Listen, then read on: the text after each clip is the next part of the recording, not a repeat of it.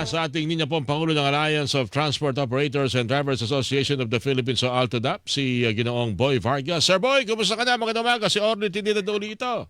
Good morning. Ay, isang magandang umaga po at sa inyo taga-subaybay, tagapakinig at sa ating po lahat. Nahalata ko ang sitwasyon at kumustahan kung paano ang takbo ng transportasyon lingguhan. Kasi lingguhan din, kung meron pagtaas, may pagbaba ng produktong petrolyo.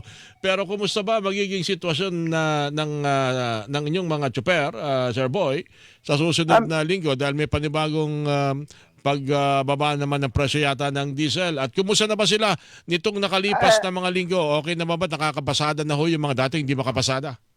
Tama po kayo, Sir Orly, at una-una po, marami pong option tayo ngayon, ano? Meron na pong bumababa ang ating diesel. Pagkatapos po, meron pa pong discount na 10 piso na galing po sa DOE, pero LTFRB rin po yata yung no? Napakalaking bagay po nun dahil unang-una, doon ka lang tumapat pag ikaw po ay legal ang prangkisa mo, Sir Orly. Andun ang plate number mo sa mga oil companies na sumama ng PUB discount na 10 piso. Imagine, bumaba na po ang diesel ng kagaya po nung nakaraan, tapos bababa na naman. Tapos may 10 piso pa kayong kakargahan na makaka-discount kayo. Siyempre po, parang yung wala sa amin ay kung hindi naman po nasapatan yung nawala, po yun, parang sapat-sapat lang po yun, no? At may konti pong may kita na po ang mga driver doon, tapos mayroon pa tayong service contracting. Malaking bagay po yun, Sir Orly. Kumusta yung service contracting, lalo na yung nagsitwasyon ng mga nakaraang mga araw na meron yatang hindi sumusunod sa pagbibigay ng discount? Sa inyong grupo, sa ALTODAP, may ganun ba kayo natanggap na reklamo? Wala pa po dahil mahigpit po ang bili ng ating kagalang-galang na chairman na talaga pong ibigay yung discount. Siguro po doon sa mga nakakarinig na sa atin ngayon, wag naman po nilang samantalahin. Ibigay po nila yung nararapat na ibigay sa ating mga pasahero dahil kasi po kaya po ibinigay ito unang-una, makatulong po sa pasahero, makatulong sa driver, makatulong po sa operator. Meron po siguro po, Sir Orly, may pangilan-ilan na nananamantala. Wag naman po sanang ganun ang gawin dahil unang-una, pagka po nahuli talaga kayo, ay baka po matanggalan pa kayo ng prangkisa.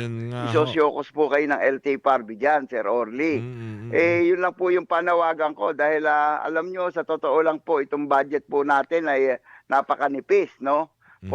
Bari 800 million lang po ito, Sir Orly. Baka tumagal lang po ito ng baka hindi po abutin ng 2 linggo to, Sir Orly. So sa tingin nyo, kung pwede, magtagal pa ng 2-3 buwan ang service contracting?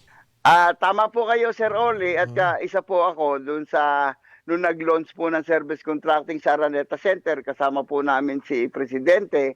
Kami po dalawa kung makikita po natin, kami po ni Paring Obet Martin, ang kinamayan ni Presidente doon, na nilapitan po kami, dinaanan kami, na kinausap po namin, na sabi namin kay kagalang-galang na ating Pangulo, na Mr. President, sana po tumagal pa po itong service contracting natin.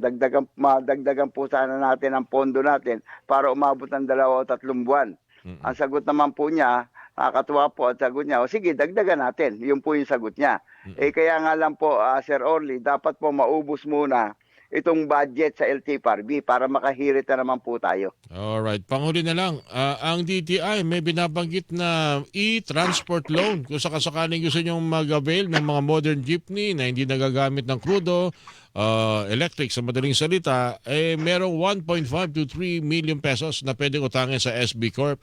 Meron ba kayong planong mag-avail nito, Sir Boy? Tama po kayo, Sir Orly. Iyan po nung nag-launch po sila, andun si kasamang Obet, isa lang po ang pinilang transport. Pero nung pagkatapos po noon, tinawagan ako ni Ka-Obet Martin ng Pasang Masa, na kung saan miniting na po namin yung mga yung mga korporasyon po na gusto mag-avail dyan. Marami naman pong gusto mag-avail, pero siyempre po may prosesong dadaanan. Kaya po ang mangyayari po dyan, hahanap po ng rota. Meron po kaming tinatarget na rota, Sir Orly, yung pong yung pong SM Fairview to MOA. Mm-mm. Mahabang rota para po talaga makabayad. Mm-mm. Yung dito po sa pag sumali ka rito.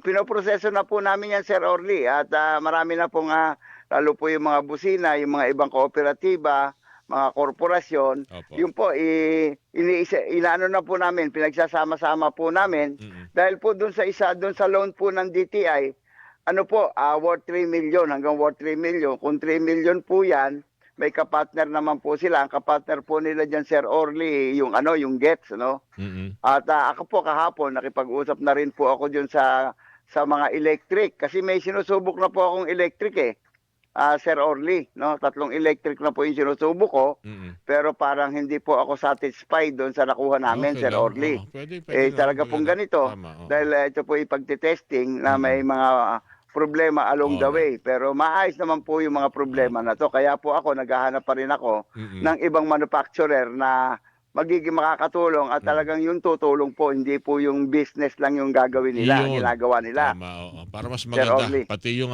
yung ika nga serbisyo kinakailangan dyan. Sir Boy, Opo, maraming tama salamat. po kayo, lalo po yung after sales, Sir After Orly. sales, Tapos tama. hindi po yun, Mm-mm. Sir Orly, sa karanasan po namin, dapat po itong mga manufacturer natin sa electric, isama na po nila yung costing ng charging station. Kasi Sir Orly, napakamahal po ng charging station, no? Tama po. Pag magpapakabit Isama ka na na rin, ikaw, personal, magpapakabit ka 900,000 to 1 million. Oh, no. Kailangan po isama na nila sa package ito. Sir Yun Boy. po yung nakita namin, Sir Orly. So ulitin na, Sir Boy, at magkabalikan ulit tayo. Thank you sa inyong pinagkaloob ng oras, Sir Boy. Salamat. Maraming salamat po, Sir Orly. Mabuhay ka po. God bless God po bless sa you rin inyo. po. Ang Pangulo po ng Alliance of Transport Operators and Drivers Association of the Philippines, Salted up si Sir Boy Vargas, mga kapuso, inyo pong napakinggan. Paalam na ho tayo, mga Hilingan, walang pinoprotek.